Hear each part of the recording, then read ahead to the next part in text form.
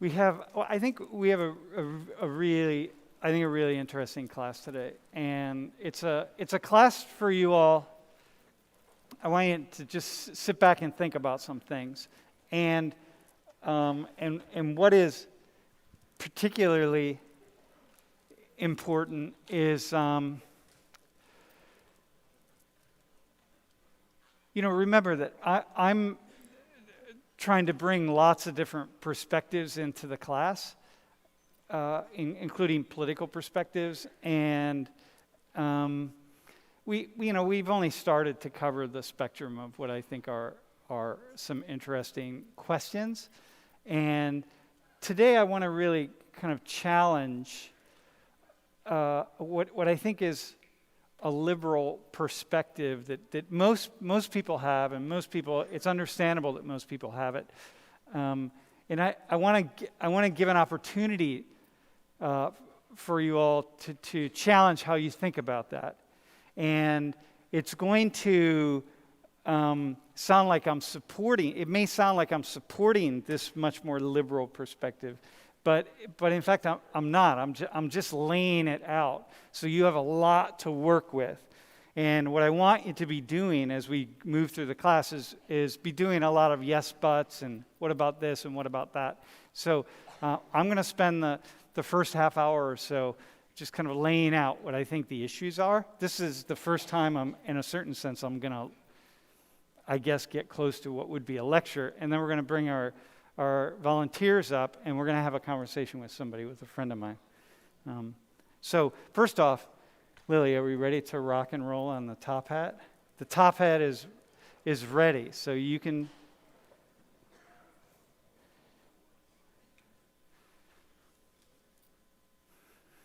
do that while we're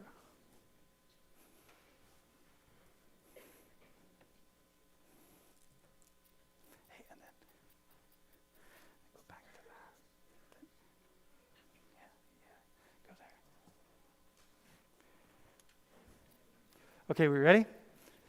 So the title of today's class is WWJD. And if you're Christian, you probably know about this. Do you know what it means, bro? Yeah? What would Jim do? Right? Jim Jones, the cult leader, I guess? I don't know. Okay. Now, it's like this was really big a few years back. What would Jesus do? And I want to just kind of push up against this a little bit. And it's not just Jesus, but really would be most any leaders of pretty much every religion who talk about this. But go to this next slide. There is this kind of sense in Christianity, in the Abrahamic tradition. So, in Judaism and in Christianity and Islam, who all have the same God, by the way, for sure. But also, we can go to obviously Buddhism and Hinduism and Taoism and all sorts of, but this idea that, those who shut their ears to the cries of the poor will be ignored in their own time of need. I mean, those are like some really serious words that presumably would come from God. I mean, presumably that's the word of God, and that's really serious. They turn your eyes on the poor. So think about who is the poor, and who constitutes the poor, and what does that mean? And then I think about this country, and we are primarily a Christian country in the sense that, most of the early founders of this country were identified with Christianity. Obviously, they didn't act on that in some really significant ways, but in other ways, they very much did, and that was a belief system. And in the country itself, there's this sort of mythology that we're a country, a refuge for poor people and persecuted people from around the world. And that's what really makes America great and makes us really strong and so on, right? And so then I go to the next slide. And so, these are the words that are on the Statue of Liberty. And I think, okay, those are really powerful words. And, give us your tired, your poor, your huddled masses yearning to breathe free, right? I mean, this is like, give us your poor. we'll take the refuse from your teeming shore. We will take them into the United States, and they will be part of the fabric of what is the United States of America. And so, all right.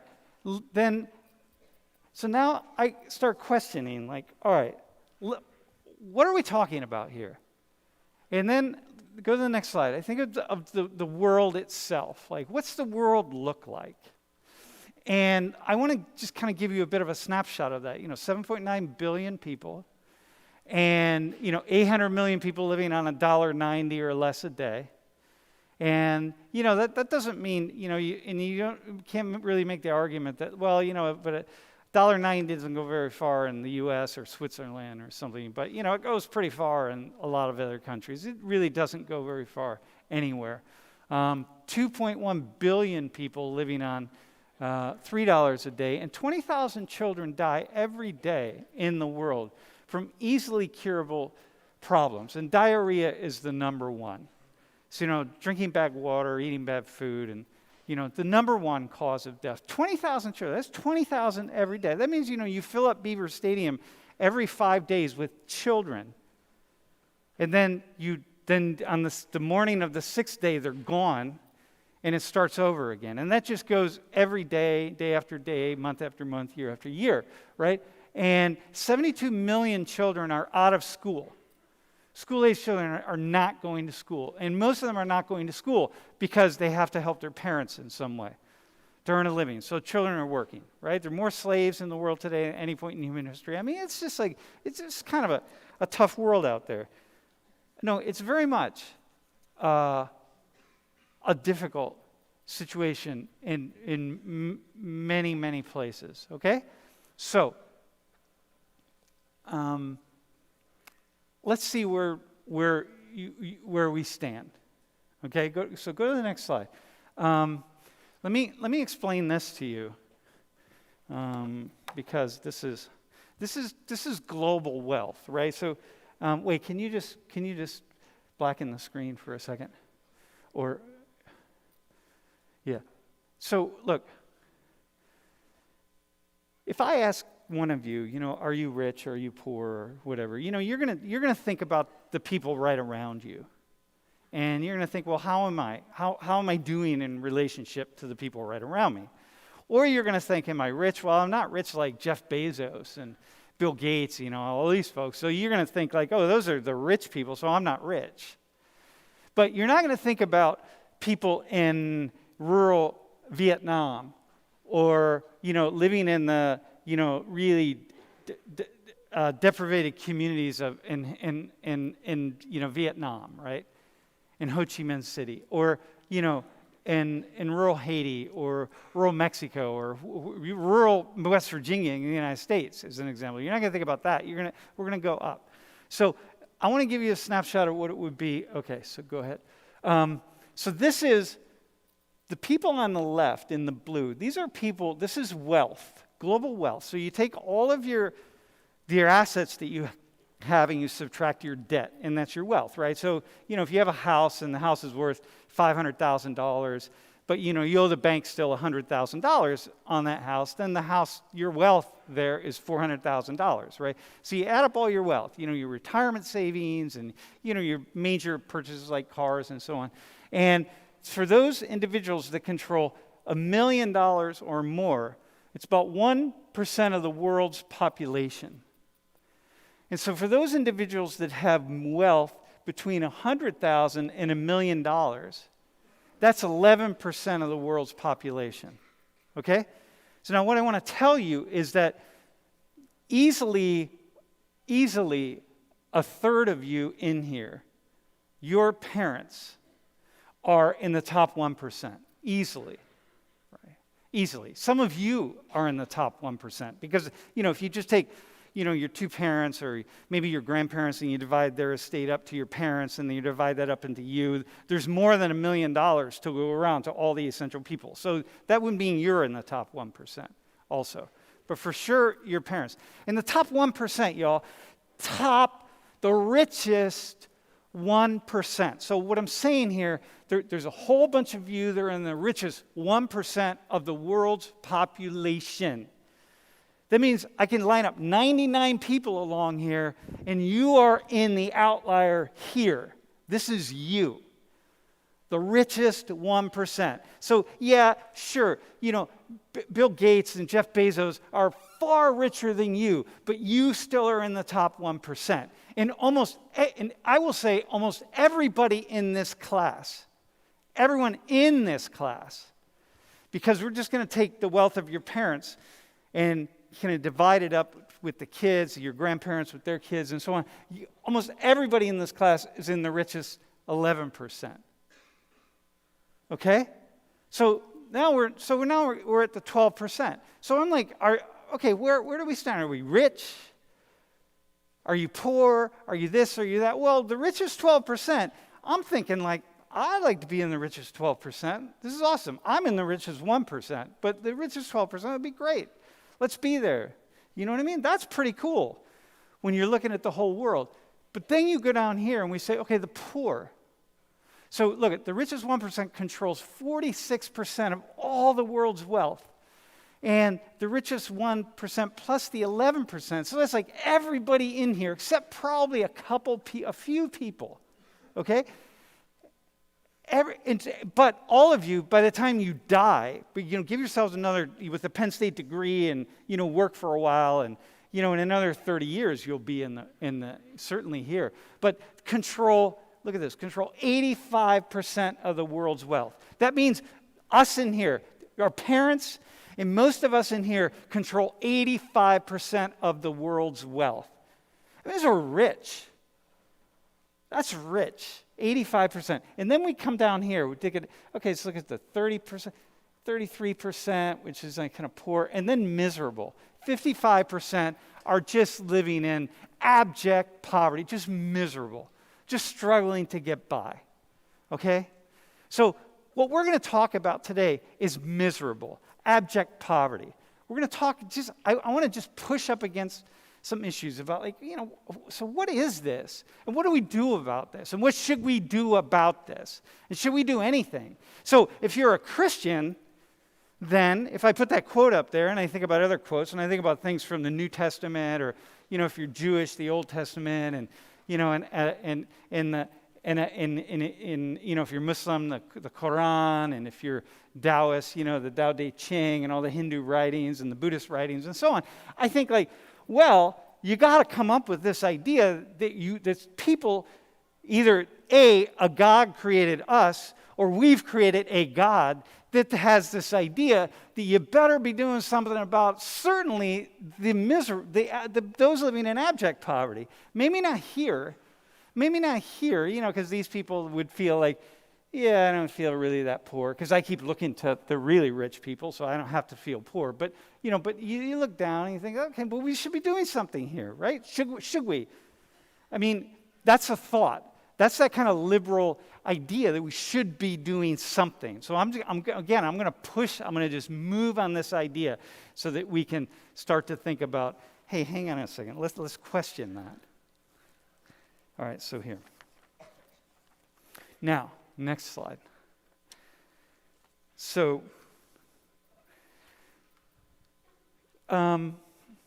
Gallup does this thing on a fairly regular basis. Gallup is a polling organization, and they're active all over the world. And they poll, tens of thousands of people all over the world. And they ask them a question. There are a lot of questions they ask, but one that they ask is, if you could leave your home, if you had the opportunity to leave your home, would you? If leaving your home would be permanent relocation. So would you like to permanently leave your home and go somewhere else? So of the almost 8 billion or so people in the world, 750 million, or about 15%, say, yep, I would do that. And it's not more, even though lots and lots of people who are living in abject poverty still don't want to leave their homes because it's their homes. And people don't want to leave, it's like your families. Why don't you divorce your families? Those of you who hate your parents probably hate you or they treat you in a really horrific way. And one thing maybe you just who knows, you come from a completely dysfunctional family, but you don't leave it because it's your family. It's your home. I don't want to leave here. People don't want to leave where they're at. How many of you would permanently leave the United States? Forget about now we have cell phones and so on and so forth. So it changed a little bit about how many of us would really go and never come back. You know, it's a question, right? One person anyway. I would probably, but I'm different. Of those people, of the 750 million people, we say, where do you want to go? And 158 million of them in 2018, 158 million that they're able to estimate, and we're pretty good at estimating these things, 158 million say we want to go to the United States. That was their number one choice. Yep, want to go to the U.S. So first off, we have this idea that, people around the world all want to come to the U.S. Everybody wants to come to the U.S. They really don't want to come to the U.S. First off, most people want to stay home. And more of the 750 million would stay home anyway if they had decent jobs and so on and so forth, right? And not everyone wants to come to the U.S. There are other places that they want to go, okay? But nonetheless, 158 million people is a lot of people. It's a lot of people who would be banging on the door of the United States to say, hey, well, I want to come here. I'm willing to leave my home and I want to come here. So now we got to say, whoa, okay, what are we going to do with that? What do you do? What kind of policies do we have for people who are wanting to come into the U.S.? And how do you do it, right? Because you can't just let everybody, you can't just, first off, you can't have people living here without papers and without legal recognition. Nobody wants that. It's just a really bad way to organize a society. You don't want people living outside the law. So that's why undocumented immigrants, people say illegal immigrants, but I'll say undocumented. I'll say that, I always use undocumented just as a way to recognize Native Americans, for whom everybody is illegal, for Native Americans. So we'll say undocumented. So it's you got to keep track of people. It's just not really a good thing. Okay? So now we have, and a lot of people want to come. Yeah, we got to be able to manage this. Okay, we are a nation of immigrants, but it's well, come on, let's look at it. Okay, maybe God's telling us, yeah, you got to look out for the poor. But, she is man, but we don't always listen to God, right? It's her. Let's assume God's a her. We don't always listen to her anyway. So, do we listen now? Do we not listen now? You got to wrestle with this, right? Okay, so, now I want to talk for a hot minute we're going to talk about Haiti. And go to the next slide. So, just to give you a sense of where Haiti is. So, here's Florida. Here's the Caribbean, here's the DR, here's Haiti. And so understand that, Christopher Columbus, right, sailed the ocean blue, there it is, and this is the first place they landed in Hispaniola. Okay? So, Haiti and the DR were both slave ports. Haiti was controlled by the French. Haiti was an incredibly profitable colony of the French. Produced something like 2/3 of the world's sugar back in the 18th century. Haiti produced just so much, was so incredibly profitable. And the French just brought slaves in, and they would bring slaves in after slaves and work them to death. And it was cheaper to bring more slaves from Africa, more Africans in, and work them to death than it was to create a system that was equitable or provided some kind of basic standard of living for those people. And so it was really a horrible situation. What happened with the slaves in Haiti is they finally overthrew the French. And they established the first black colony in the world. Not the Western world, in the world. It was the first black nation in the world. So all the other slave-owning nations decided, well, we can't have that. So this is, at the turn of the 19th century, so 1802. They decided, well, we're going to have an embargo around Haiti. We're just going to force them into immiseration, right? Because Haitians did what the founding fathers did here in this country. They threw off the shackles of freedom, the oppression of the English, and said, we don't need you oppressing us. We're going to establish our own life here. And we've been worked to death. The average life expectancy for a slave was between like 5 and 7 years. So that's what I mean, worked to death. I mean, just horrific conditions. If you can imagine the worst conditions of slavery in the Western world, Haiti represented that. So the slaves win, they overthrow the slave masters, and they follow the founding fathers of the United States. But we said, we can't have that because we still have slavery. You can't have slaves all around the world thinking they can just overthrow their masters and start their own countries. So then we crushed Haiti. And we continued to crush Haiti for the past 200 years. But that's where Haiti is. Next slide. So in Haiti, in the U.S., life expectancy is 79 right now. In Haiti, it's about 64. GDP per capita is about $100 per person in Haiti per month. $100 per month. So that's what you're living on average, right? And in the United States, it's $64,000 on average. So it's really poor. Haiti's tough, and things are expensive in Haiti. A little bag of like a half liter of rice of white rice would be like 70 cents, 80 cents. So, you think about living on $3 a day, which is basically what that is. I mean, it's really, really difficult. Okay, so life is very hard. Okay, next slide. So, a bunch of Haitians. Starting right after the earthquake in 2010, many Haitians left. They got on flights and they saved money, got on flights and went to South America. Went to Brazil, went to Chile, went to Argentina, went to different places, and started living on the margins of society, but they were able to find jobs because those economies were doing okay, and so they found out life was better than in Haiti. But over time, things got really, really difficult. And so they started coming north to the United States. And there were these movements of Haitians coming north to enter into the United States.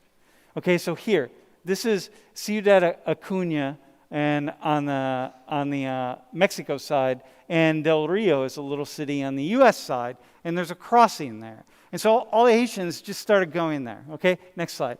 And it looks like there's about 14,000 people. As of 2 weeks ago, actually about a week and a half ago, there were 14,000 people there at the border, waiting, trying to get into the United States. Haitians. Now, these are the poor, these are really, really poor people. They're not, nothing is happening for them. They don't have a chance. All the things, if you think like, I'm going to really struggle getting a job or, moving, the opportunities that every single person in this room has compared to the average Haitian, but to these Haitians is just profound. These are poor people with nothing. Okay, so just put that into context. Here, go to the next slide. And here they are with things that they were able to bring with them, to just carrying thousands of miles, bringing thousands of miles, just like we're just holding on. And these are the ancestors of former slaves that helped to make Europe and the United States incredibly profitable. Okay? So these are the ancestors of former slaves who overthrew the shackles of oppression and started the first black nation in the world, which is everything that we would support, right? You support that? Like, come on, man, you're overthrowing the oppression. Like, this is something to cheer about, and like, this is awesome and amazing. Okay, so next slide. And they're there, right? So these aren't, when you're in with refugees and people on the move, if you ever work in that area, so I've had a fair amount of experience. Like, they're bringing laundry soap with them. They're doing laundry. This is them drying their clothes out. Like, this is just what you do. And I should say, by the way, Haitians are proud people. Man, you go to the poorest community in Port-au-Prince or anywhere. I spent a week in the Upper Midland area, which was the poorest part of Haiti. And Haiti being the poorest country in the Western Hemisphere. And I spent a week. These are the poorest people in the West. Man, Sunday morning came along, and they may only have one, each person largely had one suit, one dress or one suit that they wore to church on Sunday morning. But you knew who it was because that's the one that they wore, right? And like, man, you just can't believe the pride in people. They may not be able to read. They might not be able to write. They may not own a cell phone. They may live in a house with a dirt floor that's no bigger than this screen right here. But proud people, man. And so like, yeah, of course, doing clothes. Next slide. And here's a guy, this is crossing the river into the United States. So trying to come into the U.S., right? Because word got out. Like, hey, the U.S., we can get in. Biden's been elected, so people just go north. Okay, next one. So, first off, we got a crisis on the border. So here's to you Democrats, all of you who hated Trump. One of the things that people used against Trump is there was constantly a crisis. If you watch CNN, you watch MSNBC, you watch all the liberal media, they were always talking about Trump's crisis on the southern border. As soon as Biden got elected, it was no longer a crisis. It was just like, some immigration issues on the southern border. So it's like, come on, man, if it's a crisis for Trump, it's a crisis for Biden. And I will say the crisis got ramped up considerably, but notice that the Democrats never call it a crisis. But they never once missed an opportunity to call it a crisis under Trump.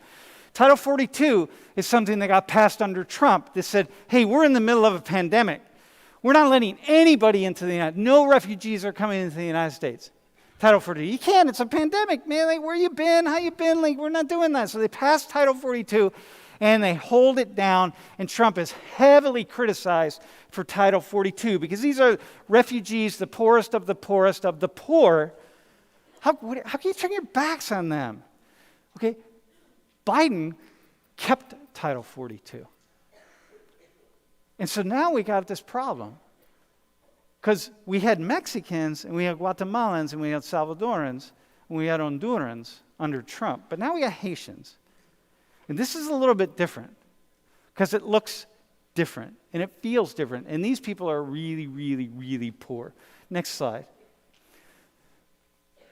So, La Migra, immigration, they use horses on the border because horses really work. That's why you see horses in crowd control. They work really well. So then suddenly you get these scenes, horses and these guys tracking down Haitians. And by the way, the guys on the horses, they're not all white. A third are black, a third are Latino, and a third are white. So it's not just white people. Next slide.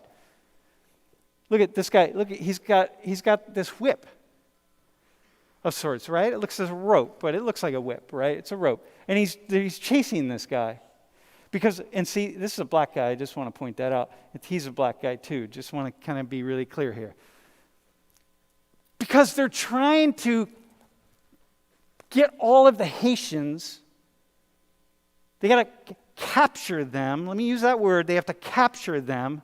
Sounds kind of interesting, like runaway slaves or something. But they have to capture them because that was like some wording that was used. And they have to get them and they have to put them on buses, and ultimately they're going to put them on airplanes, and they're going to fly them back to Haiti. This is Biden's policy now, right? Now, Trump didn't have to do that because Trump could just send people back to Guatemala or Honduras or Mexico or whatever. But you can't. The only way to get to Haiti is to fly people. So the Biden administration charters all these airplanes. They put Haitians on. Haitians had no idea where they were going. Haitians thought they might be going to the United States. They might be going here, they might be going there. And suddenly they land in Port-au-Prince. And Haitians are like, what's this? And they're going back to Haiti. It's like, oh my God. Right? Oh my God. Next slide. Here's really grabbing onto this guy, man. See, these guys have went and got some food somewhere, and this guy says, well, I'm going to take this opportunity to get you. And Biden says, someone's going to pay for this. Meaning like, all these guys, right? And the policy of using horses and stuff to track people down. And I'm like, Biden, how about you're going to pay? If this was Trump, all you people that don't like Trump, if this had been Trump in power, these were Trump's people. This was Trump's policy. Everything would be Trump. But now it's Biden. And suddenly Biden's not responsible. So first off, for you liberal Democrat Biden people or anti-Trump people, keep that in mind. If this was Trump, you'd blame it all on Trump. But now it's Biden, so you don't, now it's like, well, we got a bit of a problem here, and I'm not sure what we're going to do about it, and, okay. So next slide. So here's an engraving from 1830. So I've seen a bunch of these, right? And this is eerily kind of just feel some kind of way about it. And here we are, going to round up incredibly poor black people, and we're going to send them back home where they belong or wherever. But you can't stay here. You can't stay here in this Christian nation where, our God has directed us to look out for people like Haitians, because, when God says, you need to treat the poor among you with respect and love and help them, I think probably at the top of his list would be Haitians. Or her list. I got to think that. Am I like, dude, bro, you thinking that? God, what do you think? God's like, she's going like, yeah, you got to treat poor people, but those Haitians, though, you don't have to deal with them. No, I think Haitians would be at the top of the list. So now we got to have an issue here. What do we do? So what do we do? So we go back to that slide of how many people would permanently leave their home if they could, and how many people would like to come to the United States, and there's 10 million people in Haiti. And conditions are really, really, really tough in Haiti. Is there another slide? No. Okay, so, is there so on? Hey, Jeff. He's here, but his video sideways. Wait, hang on one second.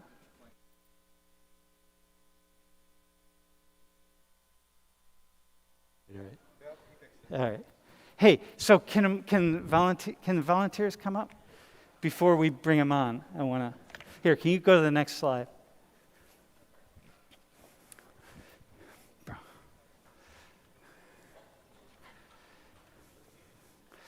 You might have to get a little closer. So, I'm going to introduce you in a second to my friend. I have, and so you're gonna, if you can hear me, give me a thumbs up if you can hear me. All right. Well, listen, don't listen to this, Ernst, all right? I don't want your head to get too big. Go to the next slide.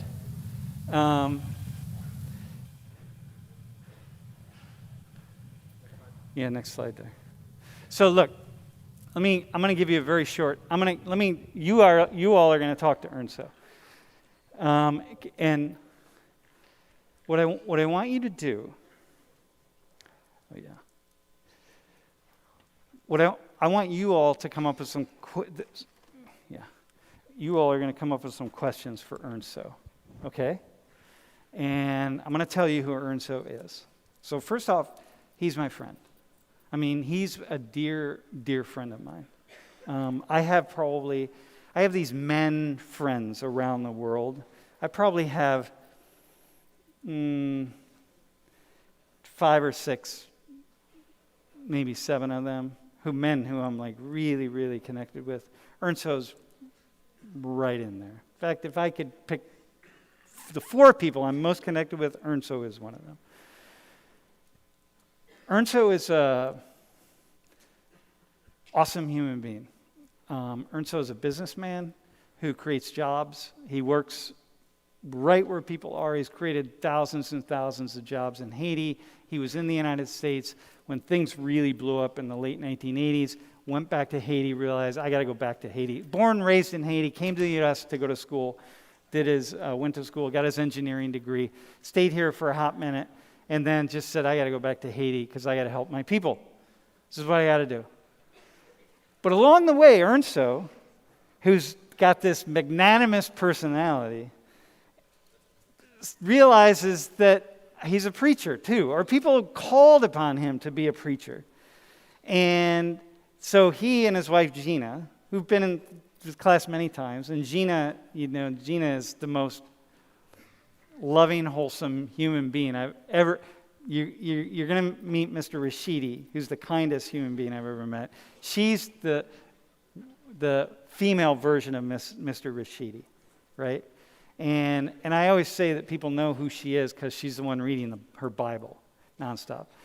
So this is Ernso, and I want you to have a conversation with Ernso. I want you, the three of you, to try to resolve what we should do with the Haitians, okay?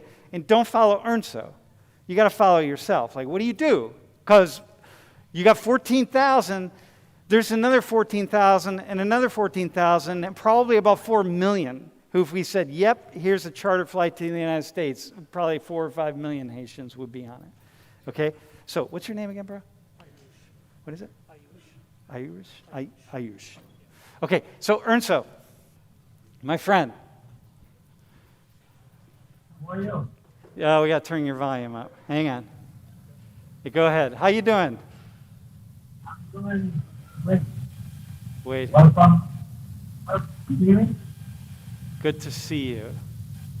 Hang on, we're working on your audio. Hold on. Yeah. All right, there you go. Nice to see you, my friend. Can you see me all right? You're fine.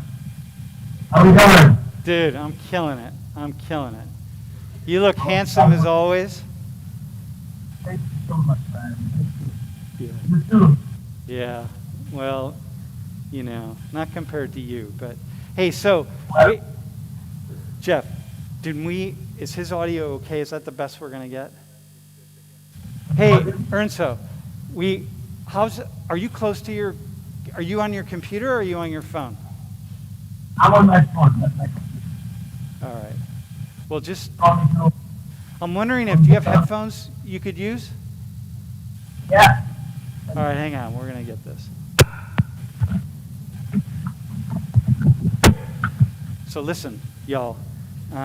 You get a sense. What I want you to do is, we're going to work with Ernso to try to figure out what we should do with Haitians. And we're going to push it a little bit, okay? And just so you guys know, Ernso is like one of the best people that you could ever meet. And if you ever have an opportunity to leave the United States and go somewhere else, I'm a little biased because I've been to Haiti like 1 billion times, but highly recommend it. And Ernso's house is like 15 minutes from the airport. Super if you want to take a trip to Haiti, man, I can hook you up. Jeff and I can hook you up with that. Okay, Ernso, how's that? Yeah, good. Okay, good, man. Hey, so listen, I want you to meet my friends.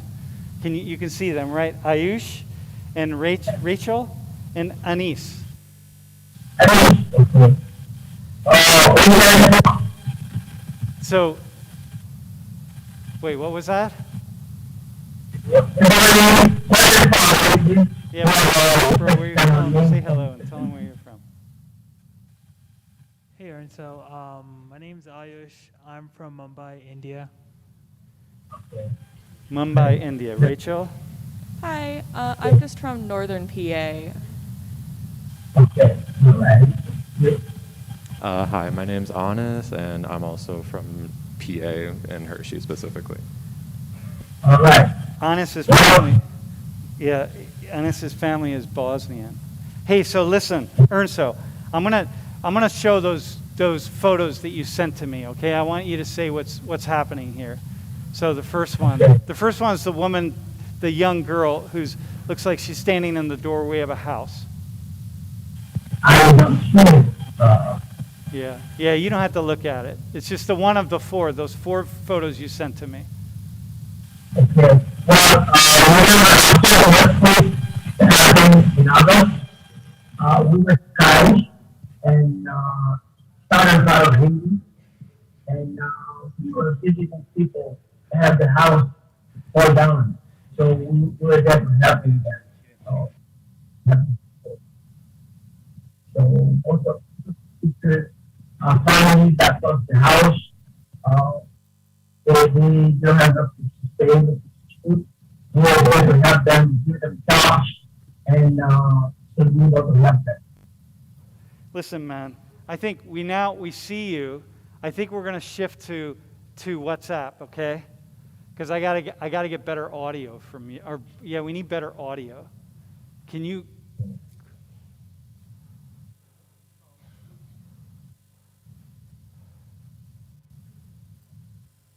All right, hang on.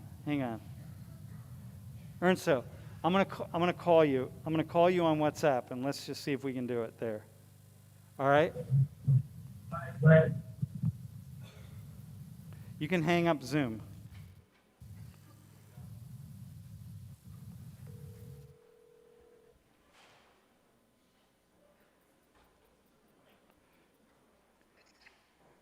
Ernsto. Yeah, I can hear you better. Yes, sir. All right, hang on. Hold on. There we go. All right, Ernsto. Mm-hmm. All right, there we go. So tell us what's going on in that first photo. It looks like this person's home. Oh, let's see. She's standing in the doorway. Did you took that down in Kai's? Yes, Okay. in Kai's. And that's Talking her, about the old lady that holding the old lady and the young person. no. At the This is the person in the doorway. So that's her home. That's where she lives. Oh yeah, that's her home. Yes. It's a makeshift home. Mm-hmm. That's a home that they make after the earthquake, using some of the stuff that they have, the sheet metal that the house crumbled. They use the sheet metal to build that house to stay. Okay. And so when I'm thinking about a lot of the people who are at the border of the United States trying to come in, and a lot of them are living in homes like this. Well, these people right now, yeah, they came from. Some of them come from Chile. Yeah. They traveled about 8 or 9 countries to be at the border. Yep. Matter of fact, this morning I met a woman that they sent back from there. Yeah. Maybe not in this situation, but they live similarly because they are poor people.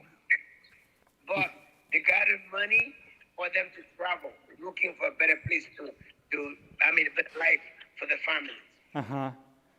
Okay, so Some women, some of the people, they even say they will go back because the weather, Haiti is so bad right now in far as insecurity, kidnapping, killing.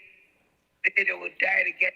If they stay here, they're going to die. They better try it again, trying to see if they can make it. So the For idea them, So the idea is there's people are saying, hey, I'm going to die here in Haiti, so I might as well die trying to get into the United States. definitely. Uh-huh. They know if they finally get to the U.S., they would make. They have a better life for them for Yeah. the future. So, okay, so I'm going to ask you, questions? Like, what questions do you have for Ernsto about, like, when you're thinking about what we're going to do? So someone's saying, like, I'd rather die trying to get into the United States than staying here. Like, what comes up for you? As people who have what all these people want to have. Like, how do you wrestle with that? What do you have? What comes up for you, bro? What comes up for you? This is. Go ahead, Steve. I guess like miserable conditions where people don't really have a choice. Here, hang on. Yeah, I guess miserable conditions where people don't really have a choice. And yeah, it's a terrible situation where people don't have any hope left. Okay, but what? But put a but in there. But I guess I No, you need a but, right? Everybody, right? What's the but? Because the but is, okay, so you have these Haitians, but then you have people in Guatemala, and you have people here, and you have people there, and you got other people. You're from Mumbai? yes. Okay, so how many people in Mumbai, man? Mumbai, 19 million people. Yeah, and how many are living like that? And how many would say like, yeah, I gotta get out of there? Major part of the population. Yeah. So now what? So what's the but? See, everybody, like, what's the but? It's really easy to sit back. So, Ernso, it's like easy to sit back and say, hey, this is really terrible. This is a terrible situation. Oh my gosh. But let's see your policymaker, right? You're Biden. And you got to decide what you're going to do with Haitians. Do you let him in? Do you not let him in? And if you let them in, then you know you're going to get another 14,000 that are coming up. And what do you do? What do you do if you're Biden? Rachel. I think the main issue right now is, especially with all the people at the border, is we also have to consider like how many people we already have homeless in this country. Yeah. But also with COVID, like we learned how easily we can whip up like, outside eating areas. And like all throughout New York, we had like these little like wooden boxes set up so that people could sit outside so like restaurants can still stay open. So like we know how quickly we can make like temporary housing. I think like we should at least try to give the people on the border like some kind of temporary housing, but I'm not sure what we can do with getting them into the country, especially with the problems we already have with like homelessness here. Okay, so temporary housing for how long? In perpetuity? Like basically for forever? Like I don't really have an answer to that, honestly. Okay, good. Because like there's so many things that like in this country that we look down upon and ignore, and I feel like people outside of the border is one of those things that like so many people just completely ignore.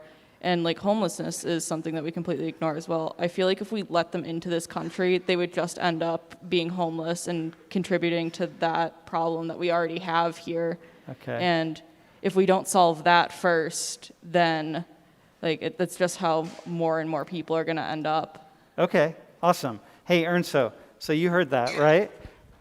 I hear that. All right, what's your response? So pastor, put on your Pastor Jean-Louis hat, not your businessman hat.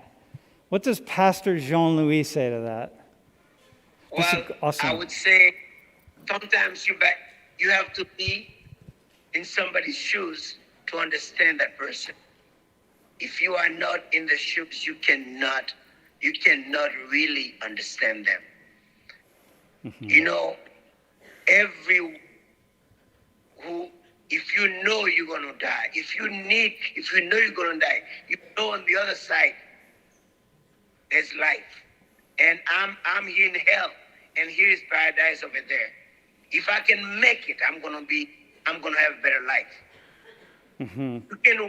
You can walk the street of New York or Chicago or Miami. You will not find one homeless Haitian anywhere. In Chicago, in New York, in Brooklyn, in Florida. Like Sam said at the beginning, Haitian people are hard workers. You're going to find them working in the field, working in the plantation. You're going to find them doing something. What they're looking for is they're looking for a way to live. One thing I understand, I hope the U.S., who's controlled Haiti since 1804 until today, the U.S. changed the policy toward Haiti. They can help Haiti become a better place, a better nation. Haiti is in the backyard. Think about, I'm the richest nation in the world. The people that are living in my backyard, they are the poorest. And I have the power to help them by the policies that I'm making.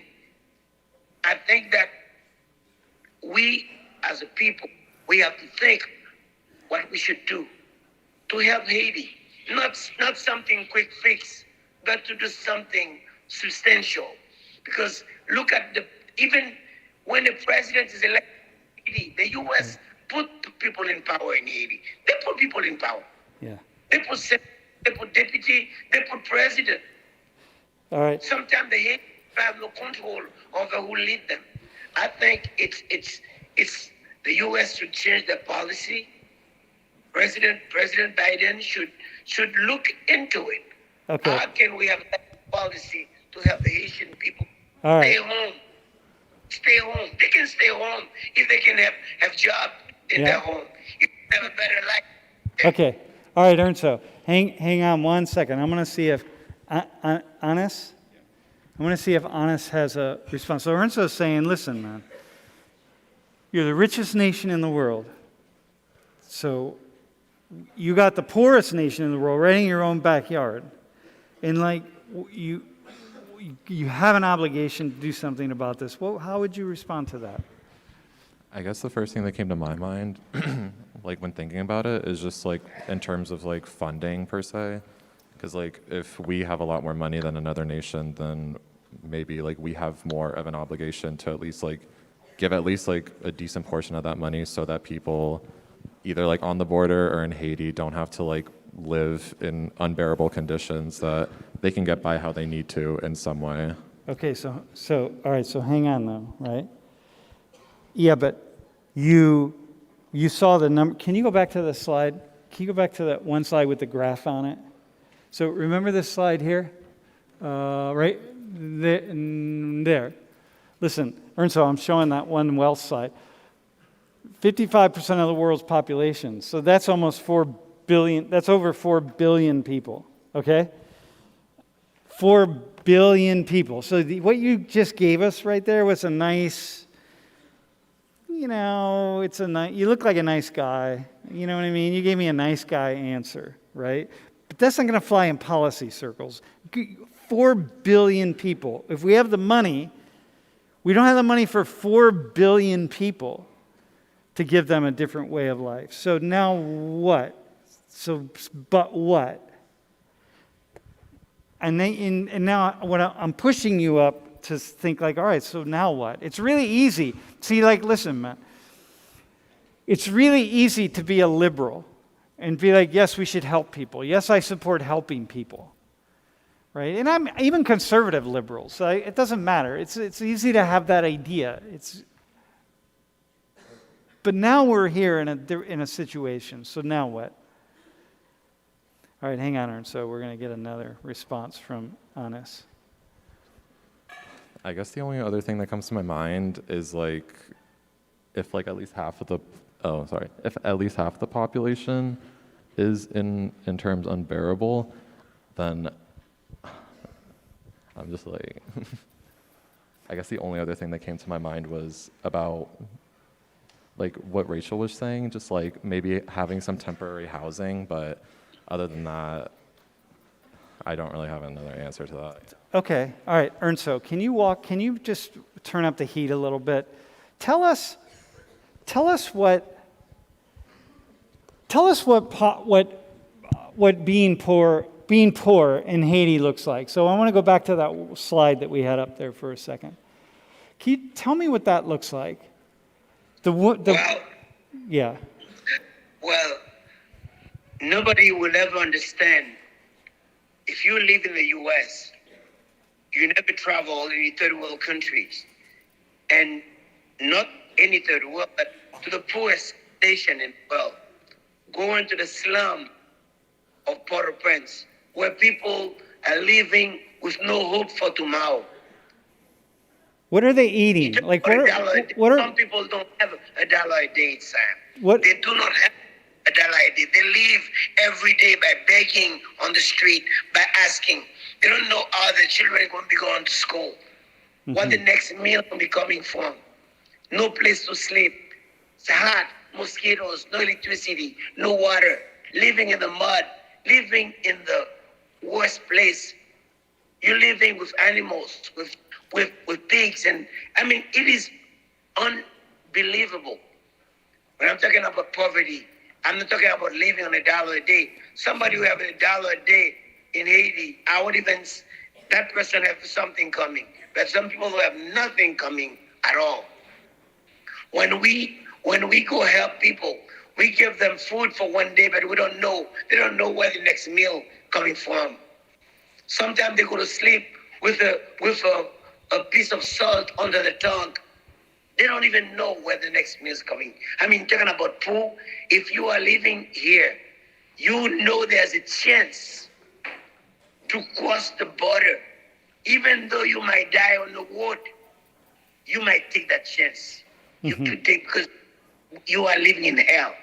Nobody can even understand that. And I know as a student from Penn State, that's why I always tell Sam, it's good for some students who are studying sociology or to at least travel to a third world country to see, so you can have the experience and see what it is when people are talking. You can understand what they're talking about. But if you live in Pennsylvania or New York City, you're only visiting the Bronx, or you're visiting some place that you call poor in the U.S., you won't have an idea. You will not have an idea. And I know, Sam, you travel to Haiti many times.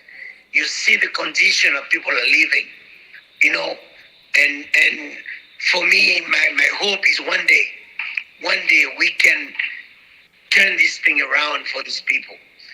But to do it, we need other policies. I know some people are criticizing all these people that are on the border, but there are laws, international laws, that protect people that running away from war, running away from poverty. There are laws that protect them also. Yeah. Refugees. And then you cannot treat a refugee any kind of way you want. They are refugees. And then there are international laws that. That's right. Yeah. So Ayush, how about, what question do you have for Ernst? Hearing what he just said. So, being the devil's advocate here, Ernst, let's switch the situations. If let's say Haiti's economic condition was just the same as the U.S., and the U.S. had economic conditions as Haiti, if you were the president of Haiti, would you allow so many American citizens to come into Haiti, considering there are going to be implications on that, such as unemployment or homelessness, or let's say an increase in government spending, things like that? All right. So did you catch that, Ernst? That's a very good question. Let me tell you something. After Haiti was independent in 1804, Haiti was the only free nation in the Western world. Haiti opened its border to receive Jamaican, American. They used to leave America to come to Haiti because when they touched Haiti, they were free. That was the only free nation. And our laws, our policies is, if anyone touch our land, you are free. You're no longer a slave. Now it's reversed right now. Haiti is poor. There's economic situation is bad. U.S., you're the richest nation. If somebody come to your border, open that is, do something to help that person get a better life. Did you know that Haiti have America fight in Savannah, Georgia, when you were fighting against the British? Haiti have, let me tell you something. I don't have anything against the Afghan people. 95,000 Afghan, you receive them as refugees. You are friend of Afghan? You enemy of Haiti? Why? So, let's be honest. Yeah, so Ernst, how much do you think, do you have a question, Rachel? I have a question for you. Hang on, Ernst, think of your next question. But Ernst, so you just brought something up here. How much is race connected to this? Because when I look at those photos of the Americans on horseback, and I think, if these were poor Armenians or poor Irish or poor Bosnians or poor somebody, anyway, people who are white, A, would that happen? And B, what would we think about it? What's your feeling, Ernst? time, you know very well that would never happen. That would never happen. Race have a lot to do with it. Now, I can tell people, students that are listening, how many nations fight for America during your war? Which country in the world that fight for you? Go read your history. Go to Savannah. Go see the monument that they put for Haitian that died. More than 2,000 Haitians died fighting for America. You know, I feel like, sometimes Haiti is on the other side, okay? I believe that we should stay home. I believe Haitian, they could stay home if they have a way to live. Now, what I would ask, how can we help them find a way to live? That's why I came to Haiti. I used to live in the U.S. When I came here, trying to find how I can help people find jobs. That happened before, you know that. If you look in 1986, 1987, during the boat people era, that was the same thing. They were shooting behind Haitian on the beach of Florida because they didn't want them to touch the ground. Because if you touch the ground, they couldn't send you back. That was the same fight. Now the fight is happening again. Yeah. But, Yeah. we need to see how can we change our policy toward the island of Haiti. Let's help these people so they can have a better life at home, a better way of living. They can have security. They can have jobs. Let's bring them some jobs over there. Let's open some factories for them so they can find job to do. So, Ernsto, Let's yeah, hang on. I want to get to that. I want to get actually to that in a second. But Rachel, do you have a question? Hang on, Rachel has a question for you. okay, Rachel. So, you keep saying, oh, if someone's at your borders, you should let them in because, you could provide them a better chance. But you let that first 14,000 in, and then the next 14,000 shows up. You've already struggled to, find jobs for the original 14,000. We have so many of our own veterans on the streets. That's a veteran, has, such high unemployment rates and such high homeless rates. It's, really upsetting. But you let that first 14,000 and the next 14,000 shows up. You let the next 14,000 in. You're trying to find where they're going to live. You're trying to find jobs for them. The next 14,000 shows up. And then people from other countries start saying, oh, the U.S. has the open borders and they're letting all these people in. So then more people come. So then the next set is 100,000 people from all these varying different countries. I just don't think it's as easy as just. Okay. I understand very well what you said. You should not let anybody in. You should have a policy that do not let people in your place.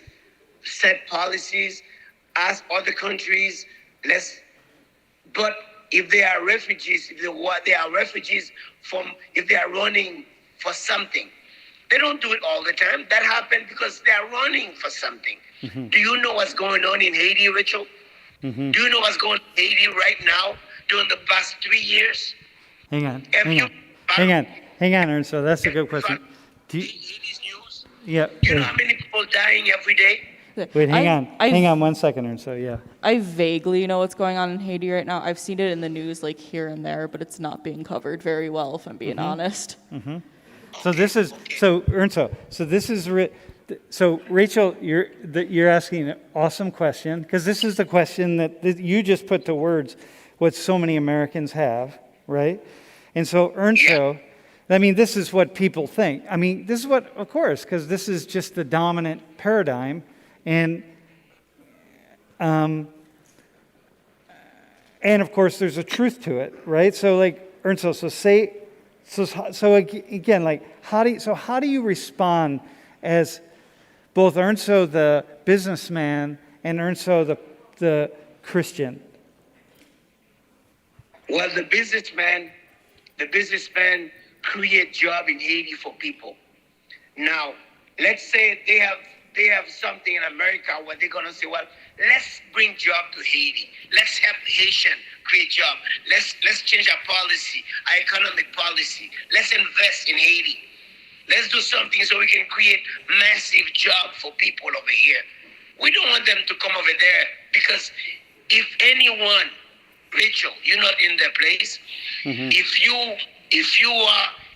right now you are hungry, very hungry, nothing to eat, you cannot do anything.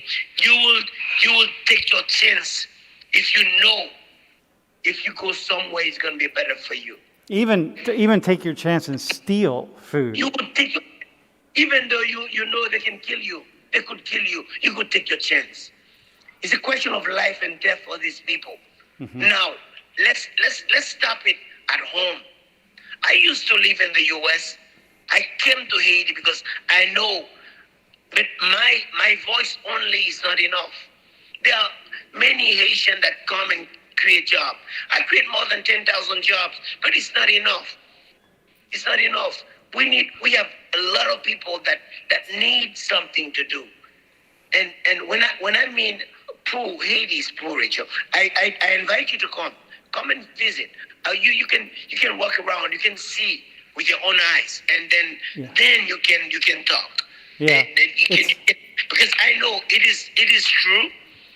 We cannot open our border for people to come.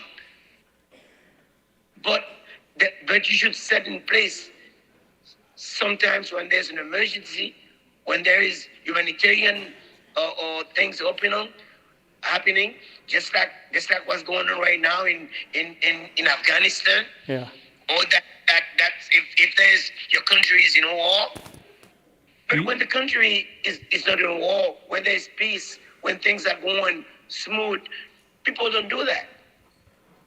Right now is the condition of Haiti that push them away to do that. Just 2 minutes. Hey, Ernso, I think what you just said about what we see are crises.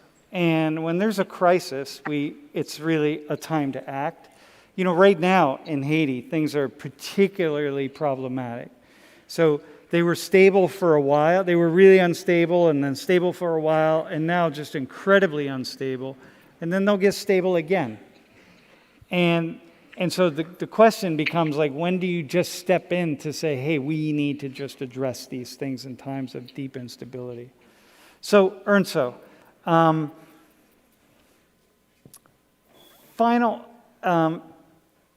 people could, here's a question for you, and then we have to do our attendance thing, Ernso. People can come down to Eucalyptus and spend a week with you, right? What will they see? What will they see? Yeah. Well, they can see firsthand Haiti. They could see how the people are living. They can visit. They can see what poverty is all about. At least they won't taste it, but they can see it. And what will in 30 seconds, tell my class what they would learn about themselves. They would cherish what they have right now in America. They would see how lucky they are. They would stop talking bad about refugees, because nobody sometimes won't accept to live like that. People are running for your life. If there's a lion running after you, you don't care which house you're going to get in. I'm running for my life. I get anywhere I can get. The people that took the entire family, the kids, on the back, crossing a river, crossing 8 countries, trying to get to America, is because they are running for their life. That's all. That's the only way I can say it. But for you to understand it, you have to be able to see it. Yeah. To view it. That's what makes you an international person, when you see what's going on. Hey, thanks, Ernso. Hey, can we give a round of applause for you guys? Nice job. Hey, Ernso, I'm gonna talk about Eucalyptus Village. Next class. Yeah. All right. Yeah. All right, man. All right, I'll be in touch. All right. Thank Sam, you. Thank you so much. Thank you so much. Thank you so much, class. All right, man. I'll see you.